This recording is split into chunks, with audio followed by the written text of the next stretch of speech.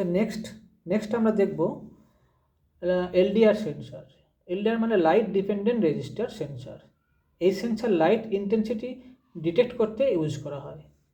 দেখো LDR sensor, এটা LDR, এই সামনে যেটা আছে এটাই actual sensor. LDR light dependent resistor, মানে এর ওপর যখন লাইট কম বেশি হয় তখন এর যে রেজিস্ট্যান্স আছে, এর যে রেজিস্ট্যান্স আছে এটা, এর ভ্যালু চেঞ্জ হয়। মানে লাইট কম হলে রেজিস্ট্যান্স ভ্যালু বেড়ে যায়, লাইট বেশি হলে রেজিস্ট্যান্স ভ্যালু কমে যায়। তখন কি হয়, তখন এর যে আউটপুট পিনটা আছে, এই ডিজিটাল আউটপুট পিনটা আছে, তখন এটা হাই লো হয়। মানে ধরো এখন লাইট কম আছে, একটা লেভেল অব্দি লাইট আছে, তখন কি হয়, এই ডিজিটাল আউটপুট পিনটা হাই থাকে। যখন লাইটটা কমে যায় তখন এই পিনটা আবার কি হয়, লো হয়ে যায়। এটা ডিজিটাল আউটপুট পিন, মানে তোমার এটা হাই বা লো দুটো স্টেটই হতে পারে, এটা আমাদের কোনো ভেরিয়েবল নয়। Digital output pin LDR sensor. এটারও বাকি দুটো পিন সেম, একটা ভিসিসি, একটা জিএনডি, আর একটা ডিজিটাল আউটপুট। ভিসিসি জিএনডি তোমার 5V5, আর কন্ট্রোলার বোর্ডে গ্রাউন্ডের সঙ্গে গ্রাউন্ড।